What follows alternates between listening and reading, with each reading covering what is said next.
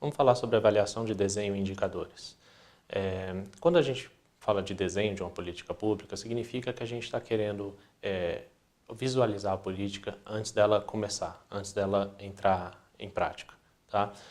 Para isso, a gente precisa colocar e prever os insumos, os processos, as atividades decorrentes, os produtos que essa política pública vai entregar, os resultados e os impactos da política. Assim como as fraquezas e as forças que a política tem, eventuais ameaças e oportunidades que podem ser enfrentadas durante o processo.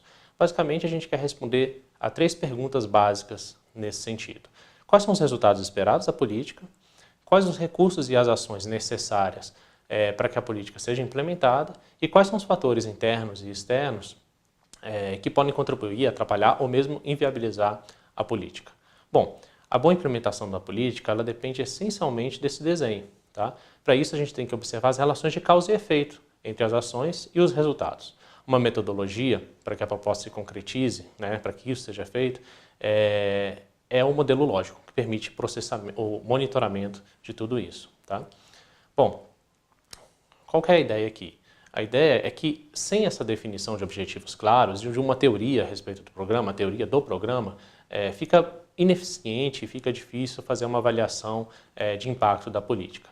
O que a gente precisa fazer diante disso? Estabelecer uma teoria do programa clara, que consiga definir em um pequeno texto, em uma frase, em um parágrafo, como a política incide sobre as causas do problema, projetando os resultados aí para o médio e para o longo prazo. Bom, nem sempre a política pública vai ser tão simples de mapear nesse sentido. Eventualmente ela se torna complexa. Mesmo assim, a gente não pode descartar a possibilidade e a necessidade, melhor dizendo, de fazer esse modelo lógico. Por quê? Porque ele é um primeiro passo no sentido de definir com clareza os objetivos e as metas de uma política. Como é que o gestor ataca esse problema, o formulador de política pública ataca esse problema? Respondendo a um checklist da avaliação ex ante. Bom, quando ele faz isso, ele tem respostas a várias perguntas relacionadas às atividades, aos processos, aos produtos, aos insumos necessários, e aí ele consegue estabelecer o modelo lógico. Bom, o que a gente quer fazer? Quais são as diretrizes para estabelecer o modelo lógico? Basicamente, a gente tem o desejo de estabelecer o propósito da política e os componentes do modelo lógico.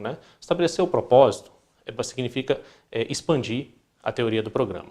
Ao invés de falar aquele pequeno trecho, a pequena frase que define o programa de forma a dizer se um conjunto de ações leva a determinado resultado de maneira sintética, a gente quer articular tudo isso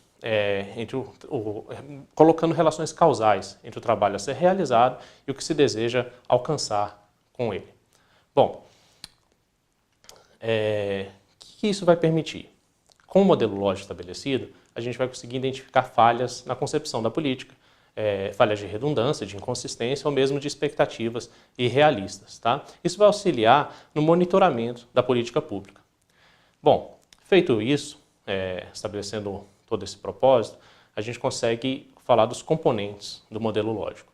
Quais são os componentes? São os insumos, que são os recursos necessários, sejam eles físicos ou humanos, as atividades, ou na forma de processos, definidas em forma de processo, podem ser atividades diretas, que recaem diretamente sobre os beneficiários, ou as indiretas, pode ser um treinamento para a equipe que está provendo aquele serviço, algum tipo de gerenciamento. Os produtos, geralmente, são frutos dessas atividades, entregues imediatamente no momento que a gente tem estabelecido alguma atividade. Tá? Os resultados, nesse caso, cabe diferenciar resultado de impacto. O resultado é uma coisa mais relacionada à mudança de comportamento, de habilidade, de atitude, mas não necessariamente ele vai alterar o problema inicial. O resultado é um passo para isso. O que vai alterar é o impacto, o impacto da política pública. Ele está relacionado ao diagnóstico do problema. Então, são transformações relacionadas ao diagnóstico. Quando a gente fala de impacto, a gente está falando de transformação. E os resultados são mudanças ali, geralmente mais associadas ao curto prazo. Bom, a gente tem aí um exemplo de uma política pública de melhoria da habitação e da qualidade da habitação. A gente tem uma série de insumos, de atividades, produtos, resultados, e impactos. Se a gente pegar uma das linhas, por exemplo, a gente pode observar ali a quarta linha, temos recursos financeiros para compra de materiais, algumas atividades relacionadas, como validação das informações prestadas sobre os interessados, né? Os produtos, que é o fornecimento de fossas, banheiros, né, construídos, os resultados relacionados ao aumento da cobertura do esgotamento sanitário e, por fim, o impacto, isso sim a transformação, que é a redução dos casos de doença ou mesmo a melhoria do bem-estar, né, daquele cidadão. Bom, quando a gente fala de indicadores, a gente precisa estabelecer quais indicadores a gente está relacionando a cada uma dessas questões do modelo lógico, ou seja, quais são os indicadores de insumo, de atividades que acompanham e formatam, terminam de formatar o modelo lógico, né? Os indicadores nada mais são do que dados que permitem acompanhar um andamento até medir o cumprimento de cada uma dessas questões relacionadas no modelo lógico. Eles são necessariamente importantes de serem coletados antes da implementação da política, já na linha de base da política, né? Para a gente ter uma comparação entre beneficiários e não beneficiários e conseguirmos formatar as avaliações necessárias lá na frente. Bom, os dados eles precisam, para isso, serem coletados de forma sistemática, para a gente garantir que a gente vai ter lá na frente uma fonte de comparação e de modo qualificado, tá? Eles podem ser de insumo e produto, geralmente são úteis para o monitoramento, de médio e de longo prazo, de resultados de médio e de longo prazo, geralmente relacionados aos objetivos mesmo da política, né?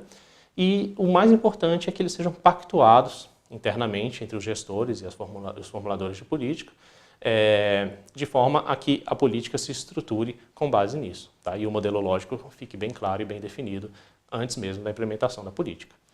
Bom, como é que a gente pode falar que esses indicadores podem ser qualificados? Podem ser indicadores analíticos, geralmente expressos em taxas, cada taxa relacionada a uma pequena dimensão do problema, ou mesmo sintéticos, que geralmente é uma construção de índices que relacionam vários indicadores num único valor.